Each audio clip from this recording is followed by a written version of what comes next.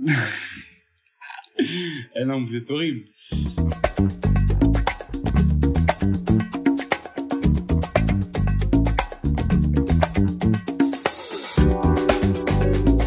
Donc bonjour, moi je m'appelle Jules Simian Brocherie.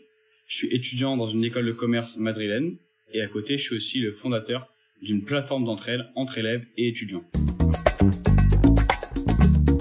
J'ai le parcours d'un étudiant assez banal. J'ai effectué des études scolaires, donc de la maternelle à la primaire dans une école. J'ai choisi une filière générale en première et donc je suis parti en terminale en première ES. Donc c'était économie et sciences sociales à l'époque, parce que récemment ça a changé. Et maintenant je suis étudiant dans une école de commerce, donc parcours assez banal. Donc j'ai fondé en mai 2020 une plateforme d'entraide entre élèves et étudiants en fait, qui permet à la fois de se faire aider, de s'informer grâce à des ressources écrites. Donc dans les ressources écrites, on va retrouver des fiches de cours, des exposés, des devoirs, mais qui permet aussi d'avoir des réponses à ces questions, donc que ce soit sur les loisirs, sur l'orientation, sur des sujets et des matières dans lesquelles on a pas mal de lacunes en cours. Et on peut aussi se faire orienter grâce à l'interaction entre tous les adhérents. Donc on va pouvoir interagir avec des étudiants et des élèves, et ça va aussi nous permettre du coup de nous faire orienter, quoi. Moi, je fais un cursus qui est pas mal basé sur l'entrepreneuriat. Donc, c'est pour ça. Après, aucun rapport parce qu'à l'époque, j'avais déjà entrepris grâce à ma plateforme. Mais je fais un cursus un peu basé sur l'entrepreneuriat, l'innovation, les nouvelles technologies. J'ai aussi de la finance, j'ai du commerce, j'ai de la comptabilité, de l'économie. Enfin, c'est vraiment un cursus qui est super large, mais qui est pas mal aussi basé sur l'entrepreneuriat, l'innovation et l'intelligence artificielle notamment, et les nouvelles technologies. Alors, ce que j'aime le plus dans ce que je fais déjà, c'est pas forcément mes études, parce que je fais beaucoup moins de concret qu'avec ma plateforme, mais c'est vraiment ce que j'exerce tous les jours grâce à la création de ma startup, que ce soit des relations avec des gens que je vais rencontrer, donc des gens de l'État, du service public, ou alors d'entreprises privées, puisque c'est des gens qui m'apportent beaucoup intellectuellement et aussi grâce au terrain, qui m'apprennent beaucoup. Et donc, ce que j'aime, c'est juste la vie de tous les jours, rencontrer de nouvelles personnes, apprendre des nouvelles choses, aider ceux qui n'ont pas, car c'est aussi ça le but de la plateforme, et surtout voir les gens heureux, parce que tous les retours qu'on a sont positifs et on voit qu'on aide vraiment les gens et qu'on répond vraiment à un manque et à un besoin qui persistait, et ça c'est ce qui me rend le plus heureux, quoi. Je pense que logiquement pas mal d'entrepreneurs vont répondre la même chose. Ce qu'on aime le moins, c'est tout ce qui est administratif, les papiers, la création, pas la création d'idées, la création d'interfaces, etc. Mais tout ce qui est démarche administrative, la protection, savoir si tout est bien en règle au niveau de l'État, de la sécurité, etc. Ça, c'est des trucs qui sont super importants, à quoi il faut forcément penser, mais qui sont pas forcément hyper amusants quand le truc que vous allez, quand votre passion, c'est la création, répondre à un manque, répondre à un besoin, mais bon. Faut passer par là, mais bon, si j'avais à citer une partie que j'appréciais le moins, ça serait cette partie rédaction administrative. C'est pas ce qui me plaît le plus, quoi. Alors j'en connais pas beaucoup, parce que devenir entrepreneur, je sais pas si on devient entrepreneur.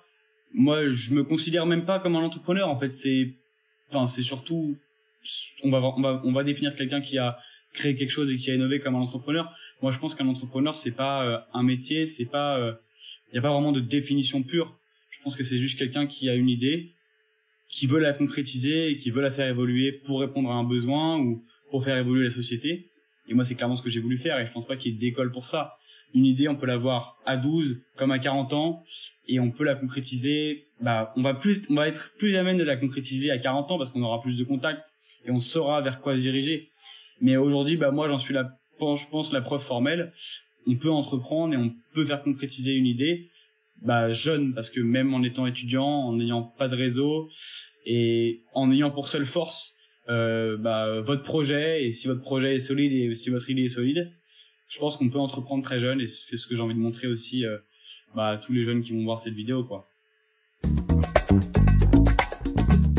Alors du coup, moi j'en suis au stade de la création, même si on arrive dans le développement parce que tout s'accélère très très vite en ce moment, mais j'en suis toujours au stade de la création, et donc forcément quand on crée quelque chose et qu'on veut le développer, si on a des fonds, ce qui va être mon cas très prochainement.